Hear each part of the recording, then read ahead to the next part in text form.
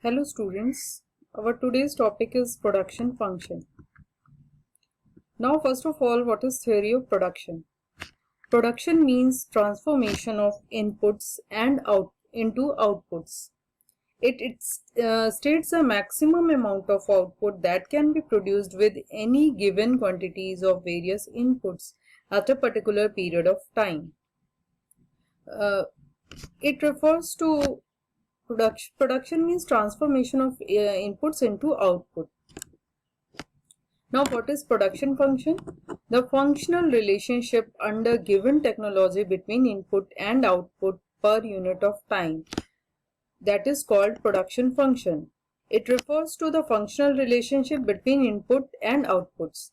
In our example, there are two inputs, labor and capital.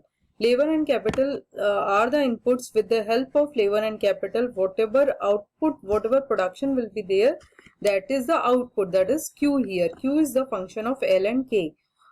Quantity of Q depends on inputs. Quantity of output depends on quantity of input, that is labor and capital. Now there are two types of production function. Number one, short run production function. Number two, long run production function. What is short run production function? When keeping one input constant and only one input will change, that is variable input. That is called short run production function. Short run production function when a one factor input is variable and other are fixed. It is known as short run production function. That is called law of variable proportion. And in long run is a sufficient time period in which all inputs can be changed. All inputs will be variable. That is called law of returns to scale. Now, difference between short run and long run. Short run refers to the period in which only one variable factors are changed and rest of the factors will be constant. In long run refers to the period in which all factors can be changed. Long run is a sufficient time period where all inputs can be changed. Price determination. Demand is more active than supply. In short run, demand is more active in place of supply. And in long run, demand and supply both plays an important role. Classification. Factors are classified as fixed and variable. In short run, there are two types of factors, fixed and variable. Some are fixed factor that will not change with the change in output, whereas variable factor will change with the change in output. But in long run, all factors are variable. Now, what is variable and fixed factor? Variable factors are factors of which the employment varies with the output. It means to say with the change in output, variable factor will also change. With the increase in output, variable factor will also increase. With the decrease in output, variable factor will also decrease. Whereas fixed factors are factors of which the employment does not vary with the output. Fixed factor will not change with the change in employment or with the change in output. With the increase or decrease of output, fixed factor is always constant. Now there are three types of production: total product, average product and marginal product. What is total product? Total product is the whole amount of output produced by all the factors employed. Total amount of output which is produced with the help of inputs given, that is called total product. Total product is equal to Q. What is average product? Average product is output per unit of the variable factor employed. AP is equal to TP by L. TP is the total production and L is the variable factor, number of variable factor. So how can we find out AP? Formula for finding out AP is equal to TP by L. Total production. Suppose total production is 500 units and the number of labor used for producing 500 units is 50. Then 500 divided by 50, that is average product. Now, marginal product. What is marginal product? The change in output resulting from employing an additional unit of variable factor.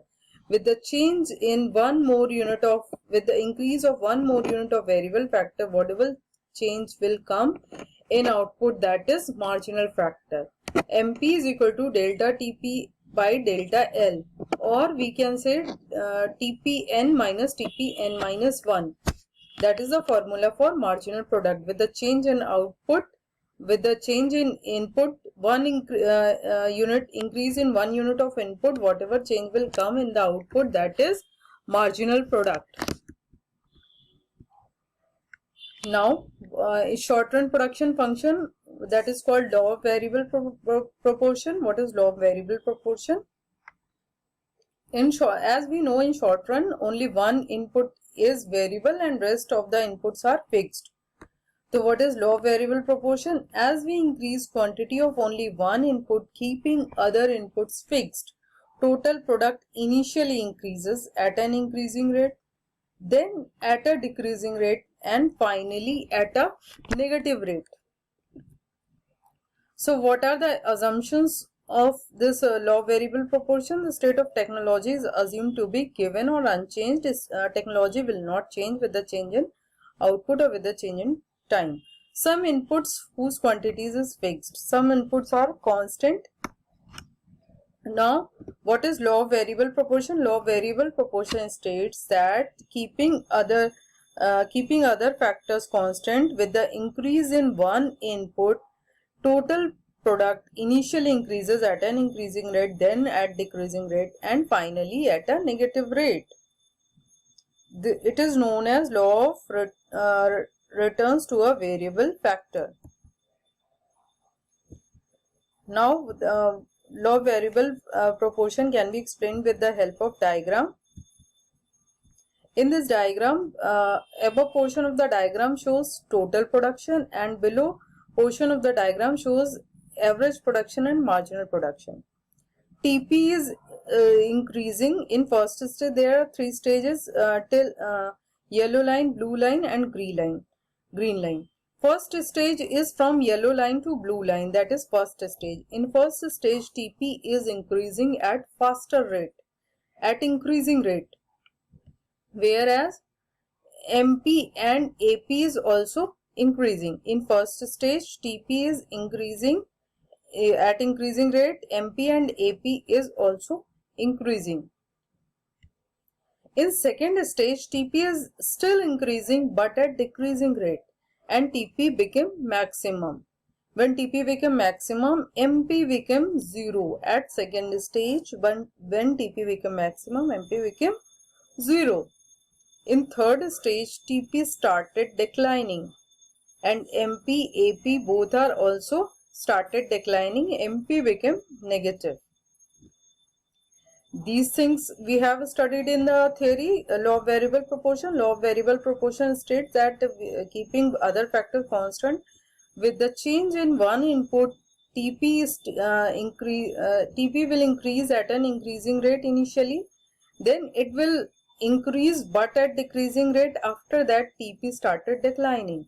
That we can see in this diagram. In the diagram, TP curve is initially increases at an increasing rate.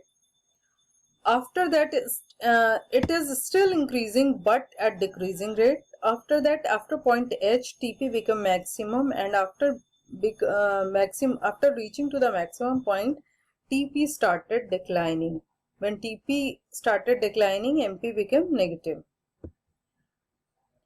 So, stage 1, now we can analyze stage wise. Stage 1, stage 2 and stage 3. In stage 1, TP increases at an increasing rate up to a point. MP of variable factor is rising. Point F is called point of inflection. Point of inflection where the TP is changing its curvature, shape of the curve. TP is changing its curvature, that is called point of inflection. TP curve rises but its slope decline. TP is increasing at a diminishing rate. After point of inflection, after point F, TP started increasing but at a diminishing rate, and MP started falling, but it's still positive. and in first stage AP reaches its highest point. In stage 2, TP increases at a diminishing rate, reaches at its maximum point. When TP is maximum, MP becomes 0. MP and AP are diminishing but positive. In the second stage, MP and AP, marginal product and average product, both are decreasing but still positive, and MP becomes 0.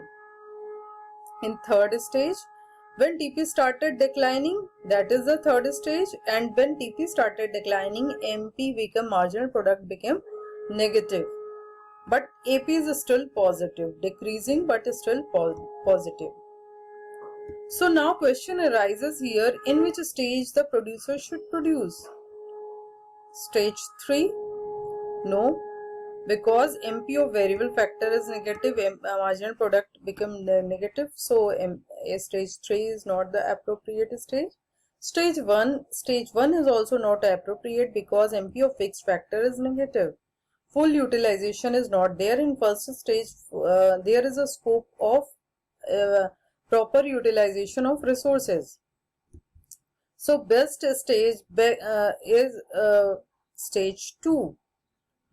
Stage of economic absurdity and economic nonsense, non-economic reason is stage 3 and 1, and stage 2 is the best appropriate stage where MP and AP are positive but diminishing.